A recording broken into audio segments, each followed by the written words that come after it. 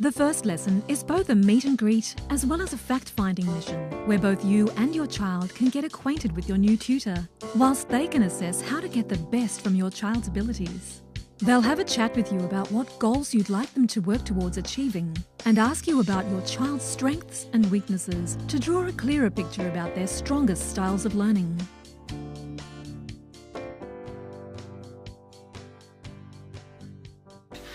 Not so long ago, I was involved in helping out a local sporting team, under 6 boys that my son was involved with.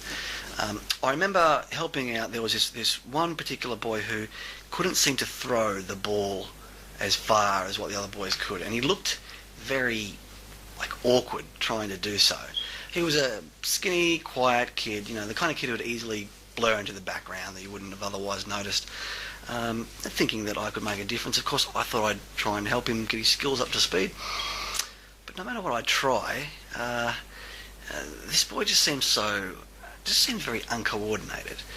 And it was frustrating too. It was almost impossible to separate myself from him and not take it personally. It was as if his failure was a reflection of my failure, And then I'd get so frustrated that I think he could tell that I was getting frustrated. Then that would make him feel worse, and then that would make me feel worse, and there was this just going around in circles. This negative cycle started happening, and you could see it in his face. He was starting to wear him down. He was very down and disappointed within a few weeks, and to be honest, I guess I started to give up on him almost. I just figured maybe he wasn't meant for a sporting future. Not much I can do. But I remember one day I saw him sitting on the sidelines and he was drawing, but I noticed he was using his left hand to draw. And I remember I stopped and asked him, hang on a second, why don't you use your left hand to throw? Well, it turns out he'd been observing the way that all the other boys had been throwing the ball, and he just assumed that he was meant to do it the same way. So he's got this pressure from everybody around him saying, you must. Meanwhile, the little voice inside of his head is crying out, but I can't. So it's no wonder it was wearing him down so much. And of course, as soon as we started to get him to throw left-handed, then you could see the change straight away. And I don't just mean in how far or how accurately he could throw either, and that was obvious. You could see plain as day that he started to feel more confident.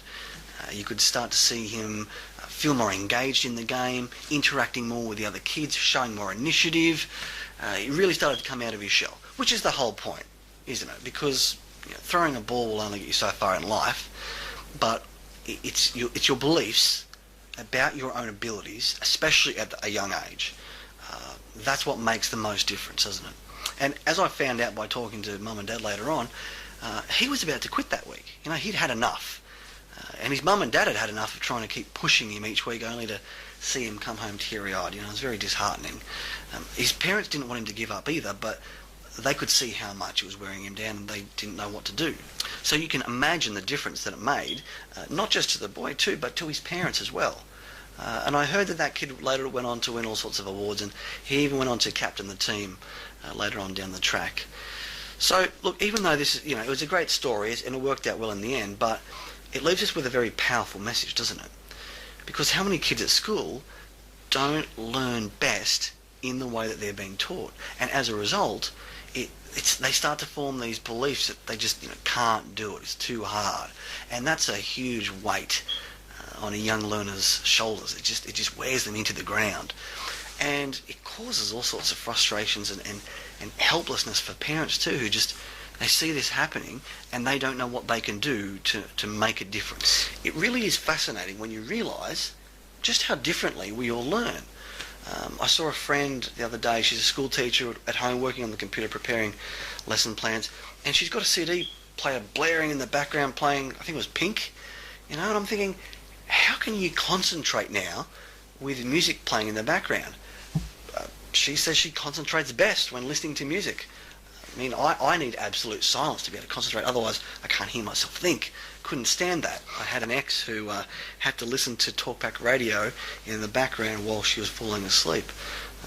I don't think she even really listened to what was being said so much as she just needed the radio playing in the background so that she could fall asleep. Interestingly enough, when she'd wake up, the next day she'd already know the most important news broadcasts before they'd happened. So I think, listening to the radio during her sleep must have affected her dreams. So then the next morning we'd go and watch stories on the TV, and she'd go, "Hey, I already know about that." It was bizarre, but I couldn't stand it. Again, I need perfect silence to be able to concentrate, which probably explains a few things. Me personally, I need to put everything together visually. So when someone's looking at me, trying to explain something, I can't look them directly in the eye. I have to either look to the side or close my eyes to kind of visualise what they're saying, create a picture in my mind, so I can see an image of what they're saying. And people think that I'm being rude or ignoring them, but that's just what works for me.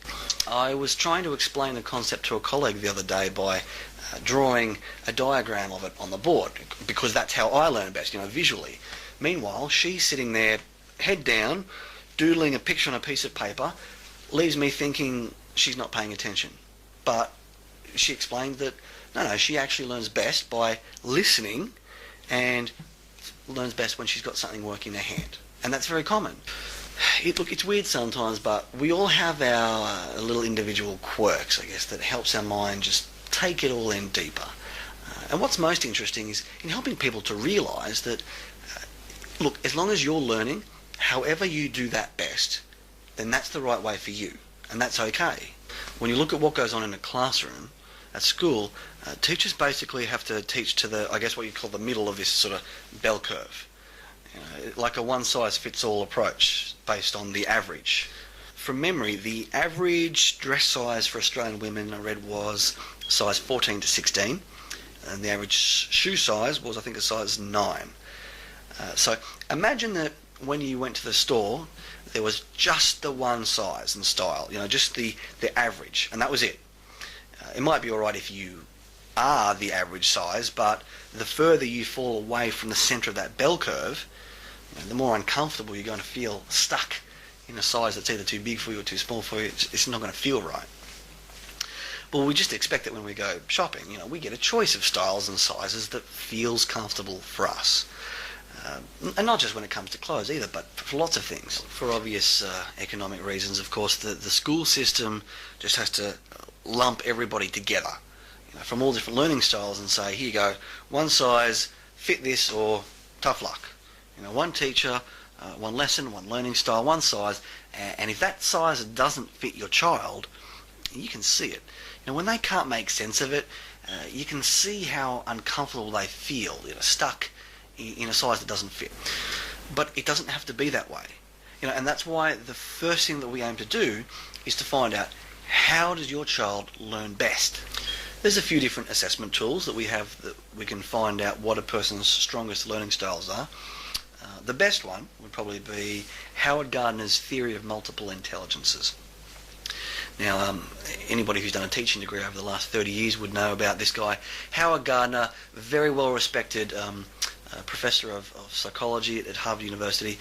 His theory found that there is no singular uniform definition of intelligence per se, but rather different areas of intelligences. So that's why you can have people who are potentially brilliant in one area but complete kind of dummies in other areas, and it leaves you scratching your head thinking, hang on, how can somebody who's so smart not be so smart in other areas? So his theory states that rather than try and lump everybody together, put everybody in the same mould, instead we're better off finding out what our particular strengths are and capitalising on those strengths to take advantage of our weaknesses.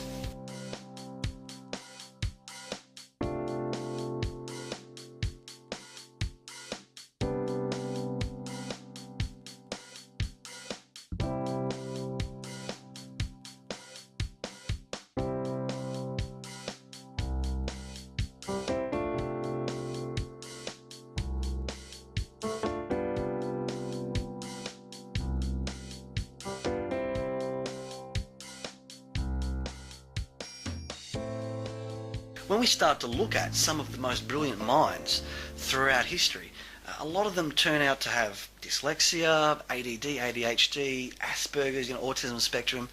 But the thing that they all have in common was that when they were able to find their strengths and really capitalise on them, find something that they were really passionate about, Well, when that happens, then whatever weaknesses they had weren't able to hold them back. So the question then becomes, well, how do we find our strongest learning styles? There is only so much that a written exam is going to be able to tell you about how somebody learns best. Because when you really start to understand how varied learning styles can be, you begin to realise that the best way is just through very careful observation. If you look hard enough, children will show you how they feel most comfortable learning. You can see it in their eyes, you can see it in their facial expressions, in their body language. The little quirky habits you'll see here and there that many people overlook, not because they don't care, just because they don't know what to look for. You know, how many times have I seen kids sitting there showing you that they'd rather move 3D letters around on the table to sound out words and figure it out rather than read ink on a page. Now, they're showing us that, hey, I'm a kinesthetic learner. I learn best hands-on. I need to interact with my hands to figure it out. But meanwhile, you'll have mum or dad with their eyes glued on a report card, somewhere trying to figure out how their son learns best. Okay, so the point is, let's take our eyes off the report cards for a moment and let's look at our kids. Because if we look hard enough, we won't need a report or an exam, to tell us what's going on. They'll show us. We just need to know what to look for. And that's where we come in. We also recommend that your child bring home any materials they are working on at school, including workbooks, textbooks, upcoming assignments, as well as any past report cards. This way, your child's tutor can make sure they stay on top of the specific work they're doing at school. Remember, there are no lock-in contracts, so you can start, stop, or change any time that's convenient for you.